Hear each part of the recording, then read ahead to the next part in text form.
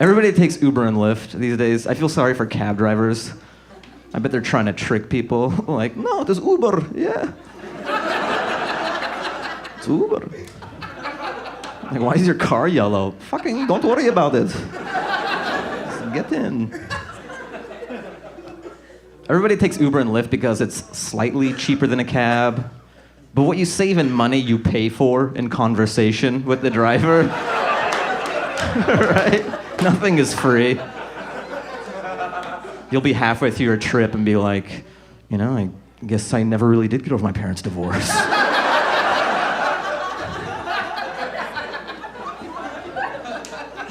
You can let me out here. I have a lot of thinking to do.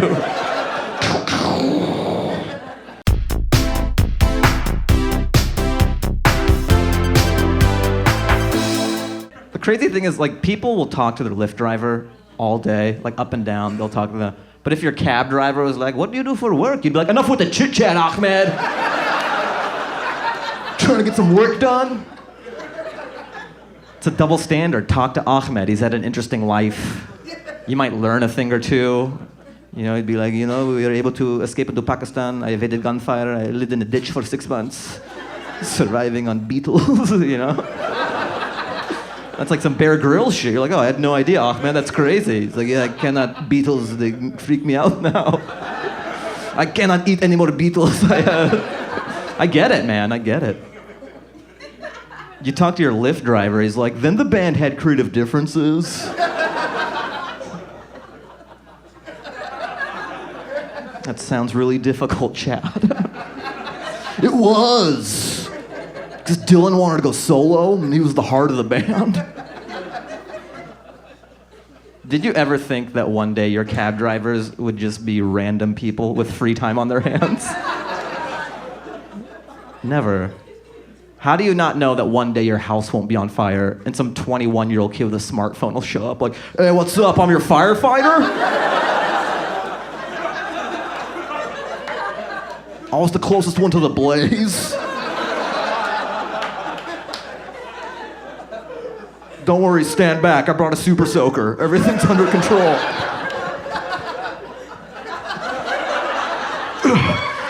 I'm getting a lot of pressure. This is good.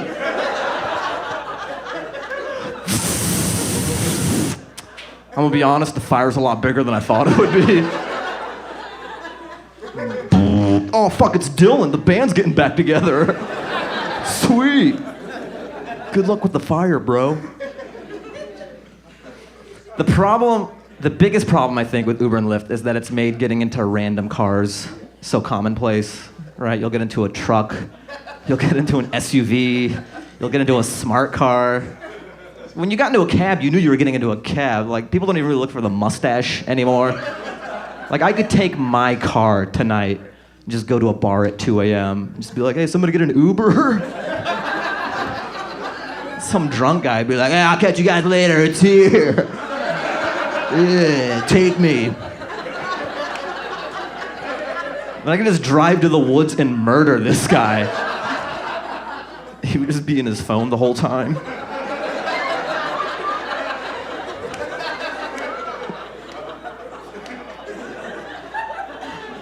Wait, this isn't West Hollywood. You know what? This is my last year wearing skinny jeans, y'all. Yeah. Man, can we stop wearing skinny jeans? And women, can y'all stop giving us pussy for guys that's wearing skinny jeans? There's nothing sexy about bringing a woman home, bringing her into your bedroom and whispering in her ear like, "Hey, baby, you think you can pull these pants legs over the heel of my foot? Once I get out these pants legs, you gonna get it." I hate this, man. You know what it was for me? I don't know why I pointed at you, but I did, so just live with it. I was on Sunset in Fairfax, and this homeless guy came up to me. He was like, "Hey, young brother, you got any spare change on you?" I was like, "Nah, man, I ain't got nothing." He was like, there's two quarters in your left pocket right there. I can't get those 2 quarters in your left pocket." I was like, oh my God, that's embarrassing. You might want to get your lymph nodes checked while you're at it. I was like, you can see my lymph nodes through my pants? This is so bad. I do this to look cool. This is the only reason I'm wearing skinny jeans. It's the only reason I wear glasses. Also because my glasses make me look safe. They do. It's a true fact. I'm gonna give y'all the perfect example. Hold on. So I'm gonna take my glasses off and look at y'all like this. I look like this angry black guy on stage. But I'm gonna keep this face and put the glasses on. Now it looks like I'm thinking about something. This is for you all. Can I show you guys a new bit? Okay, this is the great cigar box routine that was originated by a guy named W.C. Fields years ago. By applause, how many people here are old enough to remember W.C. Fields? By applause. Oh, that's good. By applause, how many people here are too old to remember W.C. Fields? It's usually the same people. He invented this routine way back in the vaudeville days. I'm going to take it a little bit further than W.C. Fields ever did. There's no magnets, strings, or mirrors in these boxes. This is all real stuff. I hope you guys like it. Here we go. Broken in yet? There.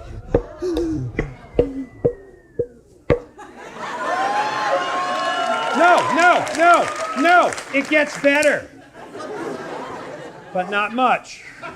What I'm going to do is spin the inbox around like this till I work myself off the edge of the stage, learn how to do the other end so I get back in the middle, start doing both boxes just like that, spin the center box with those two boxes. Then I'm going to take them out of the center as fast as humanly possible. Then we're going to go from one side, just like that, to the other, just like that, behind the back. Both sides. At the same time, over the Godfrey mother of...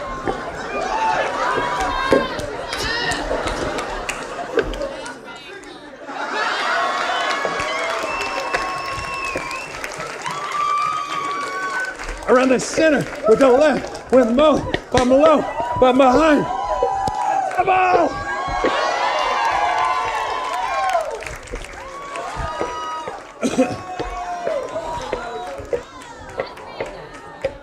Here we go. There's one. There's two. There's not a chance in hell.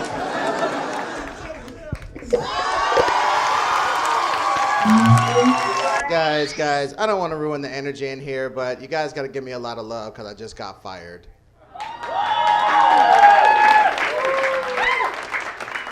I just got fired. And you know what? They disrespect you so thoroughly when you get fired. They had a woman trail me out to make sure I didn't steal nothing. I looked her dead in her face, and with as much dignity as I could muster, I said, "Bitch, I've been stealing."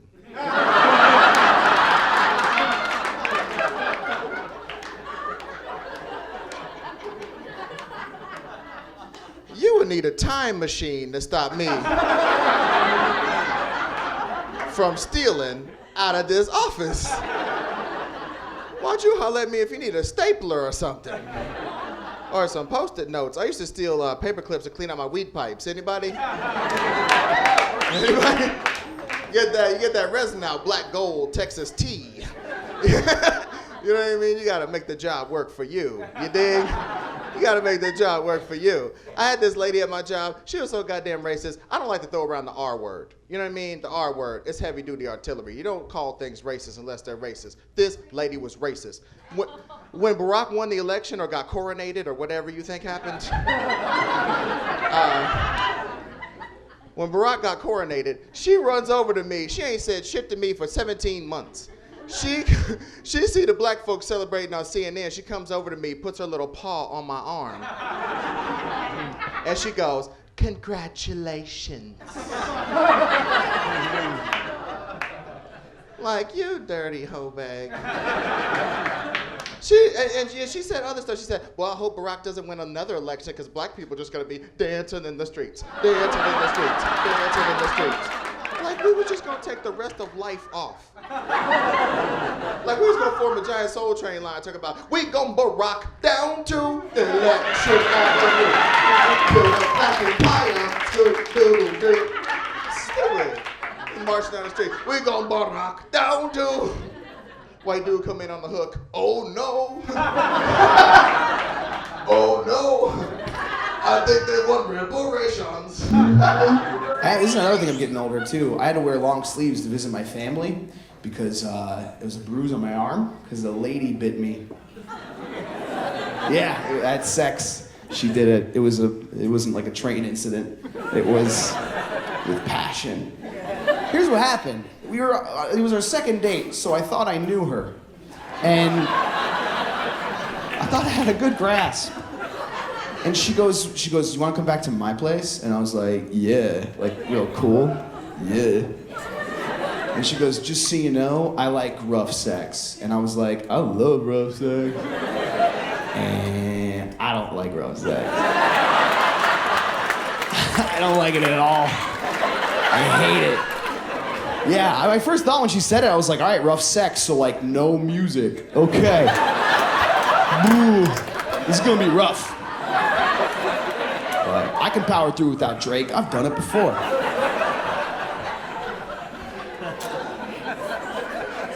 Yeah, that's the thing I found. I lit candles and I put music on. And she walked in my room and was like, are you sacrificing me? What's happening? She bit me. Really hard. I didn't like it. And there's nothing more emasculating. I'll never forget. There's nothing more emasculating when you stop having sex to go, hey, ow, like that. It was not just the ow, it was the hey that really made it, hey, no. What the heck even?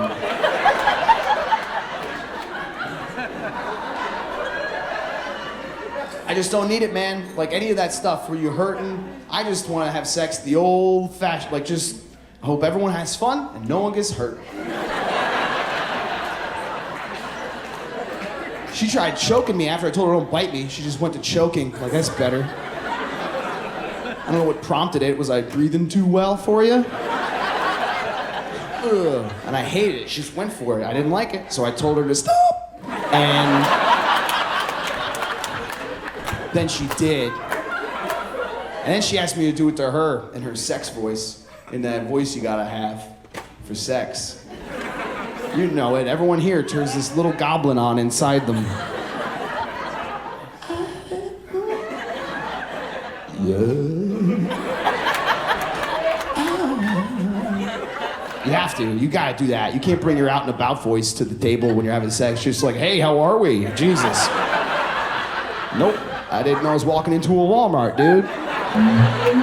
Dude, remember how much everything mattered in high school? I was thinking about that. Remember how much everything mattered? Remember reading out loud? Why the fuck did we have to do that? That was the most embarrassing shit ever.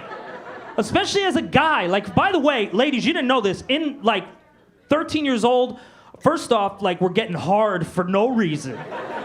All day. Teachers would make you stand. Brent, can you please stand and not be hard and read the book, please? Could you put your could you tuck the penis and read Macbeth, please? And our voices were changing. That was the worst shit ever, to have to read while your voice is changing, where you're sitting up there like, in 1940... In 1940... Oh, fuck. In 19... Oh, Jesus. And then the worst was when the teacher would go, take your time. Don't cock block me for all of high school. You can't say that shit. And your friends were assholes too. Guys' friends, they were assholes in class. They had no sympathy. The second you're like, in the you couldn't, they were like, hey, you can't read, you're an orphan. He's an orphan. You're a fucking orphan. Lori, he loves you. He never wanted to tell you that shit. Caught him jerking off to your yearbook photo when you played field hockey. That field hockey one from last year, you look great. But he jerked off to it. What? You did. Fuck you, Brent. You sleeping over? Fuck you. It's the worst. But nothing was worse than asking girls out. Asking girls out in high school was the worst thing in the world. Because guys, like I said, had no sympathy. But then you girls, if I got turned down, would go and tell everybody. Like the second I got turned down, you go to your friends like, oh my God, you won't believe who just asked me out. You know Brent Moore, you know the kid with like the big head and the whatever body? Anyway, he comes up to me when I'm at my locker. He's sweating so much. I mean, covered in sweat. I'm like, what, did you just jog here? I don't know. Anyway, he starts going on about how he wishes we had clowns for teachers and we should have a bear day. I had no fucking idea what he was talking about. I was 15 minutes late for class. Then out of nowhere, he turns bright red, can't even make eye contact, and he's like, I was just wondering if you wanted to go to the movies with me on Saturday. And I was like, no, I have a boyfriend. And he was like, me too, and just walked away. Did you know he was gay? And I heard he can't read. My mom is Japanese, my dad's Jewish, I'm this. I was bar mitzvahed. We threw this great big party. The theme, because you gotta have a bar mitzvah theme. Mine was, I'm gay, don't tell anybody. Yeah. I'm from New York, but yes, but not like cool New York. I'm Long Island trash. Yes, just suburban and basic at heart. Like I moved to LA to be closer to the Grove. Love them all so much. My drag name is Beverly Center.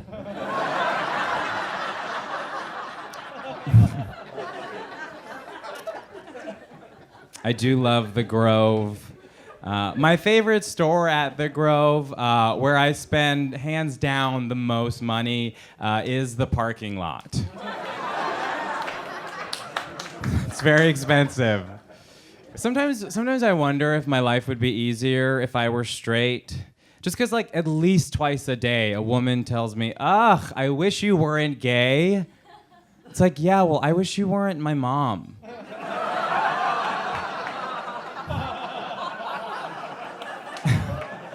Call it even.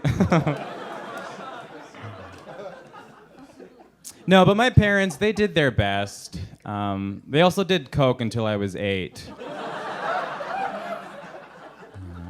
But we have a great relationship now, right? And that's what counts. Actually, in fact, my therapist tells me that I treat my mom like a boyfriend and I should stop calling and texting her so much.